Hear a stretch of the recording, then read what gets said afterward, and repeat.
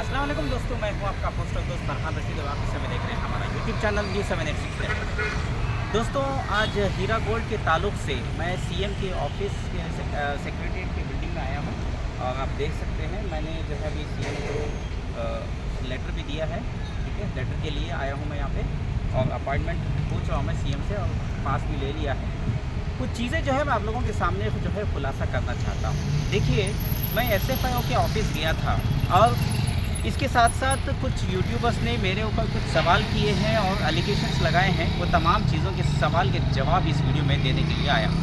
देखिए, सबसे पहली बात तो यह है कि मैं सीएम के ऑफिस इस सेक्रेटरीट बिल्डिंग के पास क्यों आया, क्यों अपॉइंटमेंट मांग रहा हूँ, वो चीज़ें इस वीडियो में क्लैरिफिकेशन होंगी। और दूसरा, मेरे पर जो एलिगेशंस लगा रहे हैं कि याजूद माजूद यानी कि अखिल और मुनीब उर्फ रशीद और अब्दुल्ला, इनके साथ मैं मिला हुआ हूँ। ये लोग मुझे फंडिंग कर रहे हैं। हैदराबाद में मेरा खर्चा कैसा चल रहा है, ये कुछ दलालों की जो है फिक्र चल रही है। तो मेरे भाई बुजुर्गों दोस्तों, एक चीज़ मैं साफ़ कर देता हूँ कि देखिए, सबसे पहली बात तो ये है कि हीरा ग्रुप ऑफ कंपनी के इन्वेस्टरों के लिए जो फाइट चल रही है उसमें कुछ अहम चीज़ें हैं।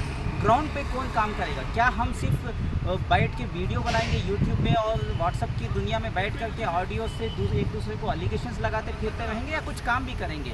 ये मेरा सवाल है। दूसरी बात, मुझे फंडिंग कौन कर रहा है? देखिए, चाहे सीएम की ऑफिस सेक्रेटरीट के लिए आना हो, या चंचलगुड़ा के जेल में जाना हो, या नामपल्ली के स्पेशल कोर्ट में जाना हो, SFIO के ऑफिस में जाना हो, ED के ऑफिस में जाना हो, या CCS के ऑफिस में जाना हो, या डिप्टी कमिश्नर ऑफ पुलिस के ऑफिस में जाना हो, कहीं पे भी मुझे इस हीरा गोल्ड के ताल्लुक से जाना है तो मुझे मेरे घर से करीब जहाँ पे मैं घर में रहता हूँ उसका किराया है 6000, यानी कि दिन का 200 रुपये। ये आप बाजू में रखिए। मेरा दिन का खर्चा हैदराबाद में रहने का 200 रुपये मेरा रूम का खर्चा है, क्योंकि 6000 रुपये भाड़ा है महीने का। ठीक है, ये 200 रुपये मेरा खर्चा हो गया। इसके आगे मैं कहानी सुनाता हूँ कौन मुझे फंडिंग कर रहा है। ठीक है, दूसरी बात यह है कि ये 15 से 20 किलोमीटर के अंदर सबसे ज़्यादा दूर है वो SFIO के ऑफिस, यानी कि 21 किलोमीटर मेरे घर से।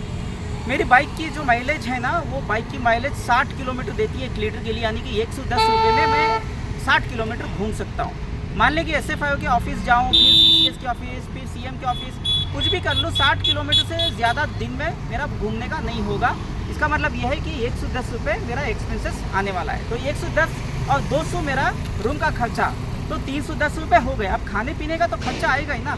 तो जाहिर सी बात है, जब मैं बाहर जाऊंगा तो मेरा यहाँ पे अगर मैं कोई भी होटल में जाऊंगा तो हैदराबाद थोड़ा महंगा है, 170 से 200 रुपये तक की बिल आती है खाने पीने की।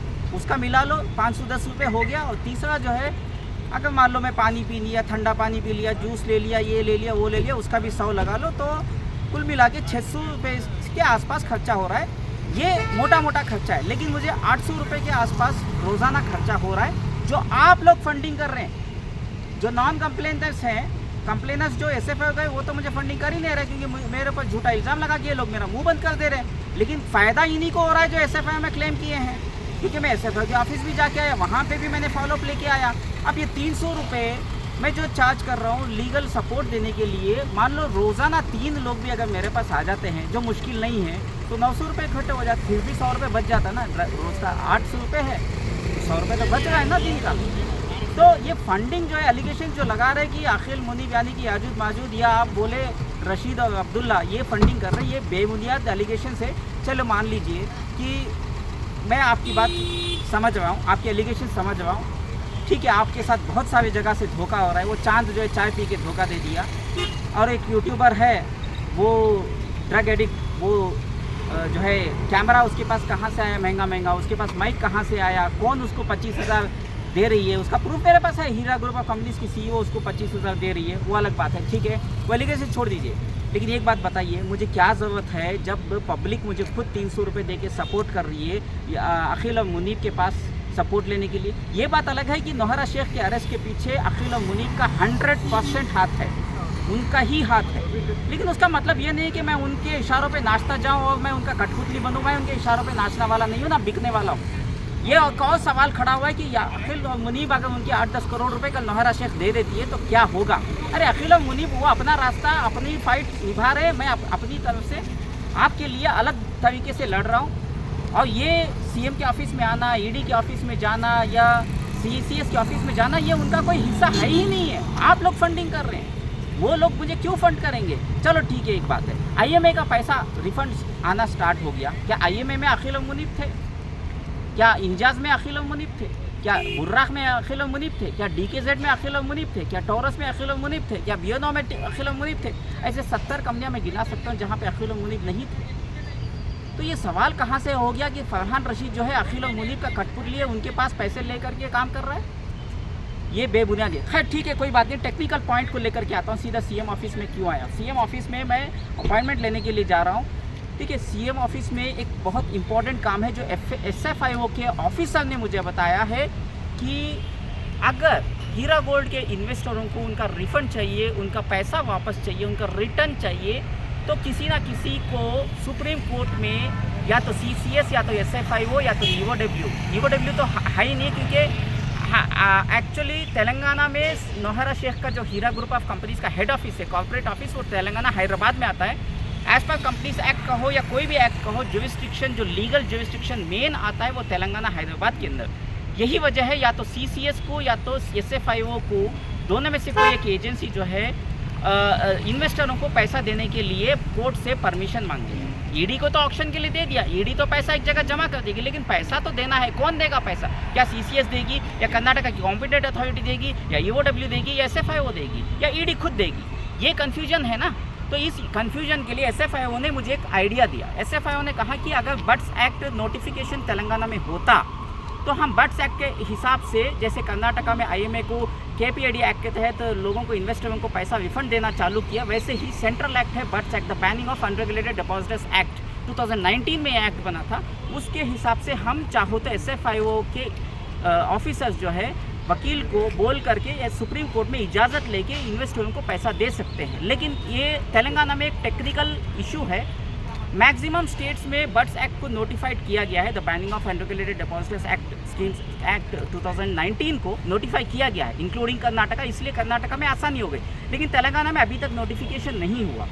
तो उन्होंने सलाह दी कि अगर नोटिफिकेशन हो गया तो हम खुद कर सकते हैं, नहीं तो TPID एक्ट के तहत CCS को मूव करना होगा फाइल, और CCS पैसा दे सकती है।